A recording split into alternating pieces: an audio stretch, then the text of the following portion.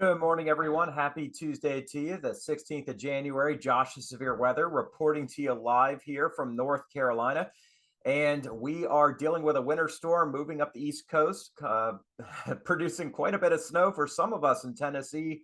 And now portions of the Mid Atlantic seeing our first major snow in almost 2 winters. Hard to even believe that it's been that long, but that's where we're at. But we've got another one getting ready to take shape and move across the Midwest here later in the week and towards the Northeast at the end of the week, and more frozen precipitation coming from portions of the South. For those of you that have been with me for a long time, I'm going to try to simplify things here on the map, just to try to reach a bigger audience and not get too much into the details. But I'm going to talk about details in this video. Right now, the map is crowded with all kinds of hazards from the National Weather Service.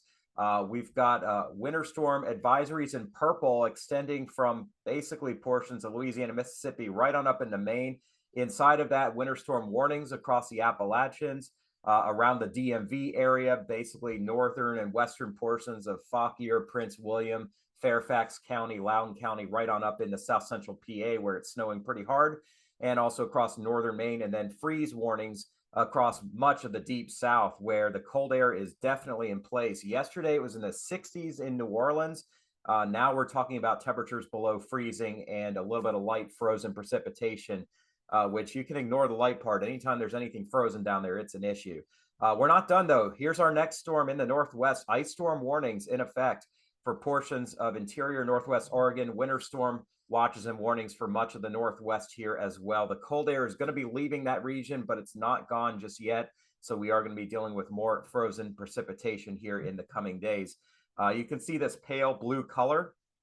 This is where we've got wind chill advisories and wind chill warnings in effect across the heartland of the country from Wyoming over to the Chicagoland area. This is where the really cold, bone chilling temperatures are in place. Here's a look at the infrared satellite this morning about 6 a.m. Eastern, and you can see, let me grab my cursor for you guys. I wish it would just pop up and it doesn't, but here's a look at a very active southwesterly flow aloft here, and this has produced some very heavy rain over portions of Florida. In fact, some parts near Fort Myers yesterday picked up over 8 inches of rain, which is helping the drought. But at all of that in one small amount of time, certainly not a help, as there was reports of flooding. Now we see an additional area of heavy rain beginning to blossom along our boundary near the Big Bend of Florida, extending into northern Florida. And we're going to watch this area for a little bit of severe weather as well. This area of west-southwest flow continues to send milder air across the extreme southeast, the coastal Carolinas, even southeast Virginia. And what it's going to do is it's going to extend up the East Coast here and send some milder air in place here. Right now, we've got enough cold air in place for snow, but as the day progresses, we are going to see temperatures warming above freezing and changing precipitation over to mixed precipitation and rain for coastal sections. None of that, though, across the Great Lakes region. We have, again, southwesterly flow across the lakes here. That is going to lead to another round of very heavy lake effect snow for portions of western New York, portions of Michigan, and portions of Ontario again. Here's our next storm system just off the west coast here, but that is going to cross the northwest, go across the same areas that just saw this storm. The track's going to be a little bit different. As we head to the end of this week, we're going to see a piece of the polar vortex drop down into this region, and that is going to suppress the storm track a little bit farther south and bring some of us in the Midwest into the Mid-Atlantic region, another more substantial winter storm. So I'm going to talk a lot about that. And then the other thing you see on the map here is this massive area of deep blues here. This is actually the very heart of the cold air mass that's in place. In fact, skies in here are clear. This is just very cold air in place that is being picked up by the satellite. I've talked about that, but it's just really neat to see if you're kind of a weather fanatic like I am, or if you're a meteorologist, you already know this. Looking at the longer term, this is the Madden-Julian Oscillation Index. It's been in a colder phase here. Kind of this area in here indicates colder phases. We're going to be heading, though, into a warmer phase pretty soon. So the cold air that's in place now is going to retreat, and next week will be a much milder week. You can see we're going into phases 5 and 6, and not just going into those phases, but well away from center, meaning an amplified Madden-Julian. This is activity in the Western Pacific and the tropics that leads to warmer air overtaking the country. So this cold air mass that we're in right now is going to go away. However, we see towards the end of the month of January, beginning of February, we're less extreme, moving more towards center and heading in the general direction of some colder phases, albeit not as cold as what we're dealing with now. But there is another decent potential in place here that we see another outbreak of cold coming, as this favors a ridge in the west and a trough in the east. So those of us in the central and eastern U.S. Are looking at potentially another outbreak of cold, which can favor winter weather and winter storms. So for those of us kind of in the mid-Atlantic and southeast that aren't experiencing true winter yet, although it is getting colder here at the end of the week, we are not finished with the cold outbreaks. This indicates there will be a more favorable shot for that to happen again towards the beginning of February. And here's a look at the models, and there's some disagreement on timing of when this cold gets here, but this is now, it's very clearly cold here. This is the GFS. And then we see a big warm up coming next week. The Great Lakes are above average. That's going to keep our lake temperatures above average, meaning next time we get cold coming over the lakes, we see another probable lake effect snow event coming here by the end of the month or early February.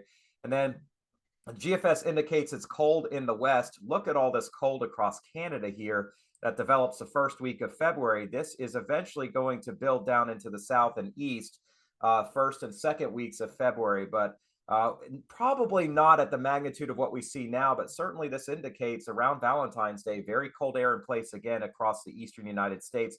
The difference with this is that it's centered over the Great Lakes, not over the plains. So this means potentially a more favorable setup for a winter storm across parts of the southeastern United States. Not that we're not seeing it now, but talk to folks in Charlotte, talk to folks in Columbia, talk to folks in Raleigh, Virginia Beach, and they will see, oh no, we've not had winter just yet. So there's going to be some subtle changes with this next outbreak of winter. The European model does agree on the same kind of setup. It's a little bit different on our timing. I'll show that to you. Coming down at the very end of the month of January into Texas, and then building east earlier in the month of February than what the GFS has. And in fact, this is some brutal cold coming to Quebec and New England at the beginning of February. So this doesn't necessarily guarantee us an East Coast storm. In fact, it could be too cold to snow as everything gets suppressed, but this does look a little bit more favorable for something as it retreats once we get into the end of the first week of February, the second week of February. So maybe Valentine's Day on the East Coast could be interesting. And again, this is four weeks away, so things are going to probably change when it comes to the timing. But the idea is there that we are far from finished here with winter. So just kind of, that's your take home point at this point. Here's a look at temperatures for today. High temperatures, still going to be very cold here across the Great Lakes, albeit not quite as extreme, but sub-zero temperatures in places like the Quad Cities, northeastern parts of Minnesota. 20s all the way down into central Alabama, just barely getting past freezing in Baton Rouge and Houston, Texas, and San Antonio. I mean, the freezing mark all the way down towards the Western Gulf I-10 area. Atlanta, much colder today. 34 is the predicted high, but then you get south and east of Atlanta, and that mild southwesterly flow takes over. While it does cool off in the Florida Panhandle, and it does cool off in places like Raleigh, it is still mild enough here near the coastline for no part of winter to be in place here, as temperatures remain well into the 50s and low 60s. In parts of South Florida are going to be in the low to mid 80s again. And that is why people move to Florida when they get older. So here's a look at the NAM model for today. And you see our winter storm affecting the mid-Atlantic and northeast, and that grows northeast. You can see a changeover, and I'm going to zoom in and show this to you here in a bit. But this is 1 o'clock this afternoon. We get rid of the blues and we go over to pinks, which is freezing, rain, and sleet, and rain along the immediate coast. So the milder air is going to take over as this low pressure tracks up the coast and sends back that easterly flow, bringing back in some of that milder ocean air. And then this storm is going to be exiting stage right here tonight, and that'll be that. Here comes the next one in the northwest tonight. We see pinks indicating frozen precipitation in parts of western Washington and Oregon, and then we see that shifting over to rain for the I-5 corridor. But here's our next storm that is going to spread into the Great Lakes here by late Wednesday night, early Thursday morning. Here's a closer look at things. This is the NAM model, and by the time you're watching this video, the majority of our wintry part of the storm for the deep south is winding down. We still see, though, some light frozen precipitation south of New Orleans, up through Biloxi, Mobile, all the way up to just west of Atlanta. A little bit of light freezing rain. Rates, though, are starting to let up some as the southwesterly flow is kind of pulling away from this area and sending the moisture away into milder air in place over the southeast. You can see kind of snow wrapping up in Tennessee this morning, in the western North Carolina mountains, and by this afternoon, skies will start to clear out. And we're just going to be watching rain across the southeast coast, heavy rain across parts of Florida, and then departing storm across the northeast. As we head into Wednesday night and Thursday, we start to build the moisture back up. And by Thursday morning, the potential for light freezing rain over central Arkansas, light showers across parts of East Texas and Louisiana, and then our next area of snow beginning to break out near an eye north of I-70. This one's going to be a little bit tricky to forecast, but I am not going to be surprised if amounts that we see on the models today end up trending higher. We do see very cold air mass still in place here. It gets refreshed for the weekend, Friday into Saturday. And we see a pretty potent system coming through the region as well. And I'm going to talk about that a little bit more in just a second here. We're seeing snow across Philly, New York, into southern New England this morning. It will start changing over in Philly here this morning, and then around New York City later on this morning, around 9 or 10 in the morning, and then a switch over to pretty much freezing rain, which I would rather have the snow than the freezing rain on the I-95 corridor. But lunchtime today is going to be a very big mess across this region from basically just south of DC, right through Dover, Wilmington, Delaware, Philadelphia, New York City, Fort Lee, New Jersey, Caldwell, right on up in the southern parts of New England. You can see the NAM indicates there's enough of a warm layer that gets up into that 5 to 10,000 above ground range that what falls typically as snow is going to melt into rain. And then as the rain comes down, there'll be a shallow layer of colder air that allows it to refreeze as it hits the ground, which is going to be destructive for travel this afternoon. You can see that the warm nose pushes up north of Boston all the way up into the North Shore, north of Boston, all the way up into places like Portsmouth, New Hampshire. Even Nashua could see some frozen precipitation around 4 this afternoon, and then maybe getting up to Portland and Gray, Maine, and Bar Harbor as we get into this evening. So we would love to just see this be snow, but unfortunately with the coastal low coming up here, it's going to send enough warm air in place for this to go over to freezing rain and some sleet, depending on how far west you are. Sleet may be more likely for Worcester and Hartford, freezing rain more likely maybe for Boston and Providence and the eastern portions of Long Island, and pretty much just snow for northern New England and New Brunswick. But even in New Brunswick, we see this changing over to rain later this afternoon and especially this evening. Then things move away and we have heavy lake effect coming back in off of Lake Erie and Lakes Ontario. The city of Buffalo is likely going to get hammered again here as we get into late tonight and tomorrow. With bands setting up and kind of oscillating north and south, depending on how the mean wind flow takes over. And that continues through Wednesday night. Here's a look at our next storm system. We're going to talk a lot more about that. You can see it moving into the northwest here and then tracking quickly south and eastward. Here's kind of a piece of the polar vortex. This is Thursday evening. You can see the cold air gets shoved right back down through the Great Lakes. Storm system tracks underneath it. This is kind of the max that we're watching here for Thursday evening. And then this is going to track right through the Ohio River Valley and into the northeast here, heading into Friday afternoon. A very favorable spot here, by the way, for low pressure to go along near the benchmark and move from west-southwest to east-northeast, producing a wide swath of snow on its northern side. There are model disagreements, but I am right now going to be kind of putting my flag in the Canadian model, which I think is handling things the best for the time being, but it could certainly shift. And you can see our next wave of storm comes out of our next wave of snow comes out of the northwestern Canada Wednesday night and spreads across the plains here on Thursday, and then links up with our southern branch feature Thursday night. And a substantial snowstorm for many of us here across the lower Midwest, the Ohio River Valley, eastern Kentucky, northwestern Virginia, right into Pennsylvania late Thursday night. Friday, I would not be shocked if we saw school cancellations due to the fact that this low pressure is strengthening on the way out. Now, how quickly it strengthens on the way out is going to determine how much snow falls. It is very possible that this low strengthens a little bit quicker or it tracks a little north and west. And if that's the case, we're dealing with a major snowstorm for the Northeast, especially in New York, Philly, and on into Boston and southern New England. But it is also possible it gets suppressed or it doesn't strengthen enough until it leaves the coast, and then we see those amounts come down. So it's a little too soon to give you exact numbers at this point, but I think the Canadian's been the most consistent. So that's what I'm going to show you guys here. And here's a look at the Canadian with our next storm system. And generally speaking, about an inch or two here, but I think some places could pick up more. You see the snowfall amounts coming up in places like Louisville, Cincinnati, Indianapolis, Dayton, and Columbus. I said Columbia earlier. I know it's Columbus, Ohio.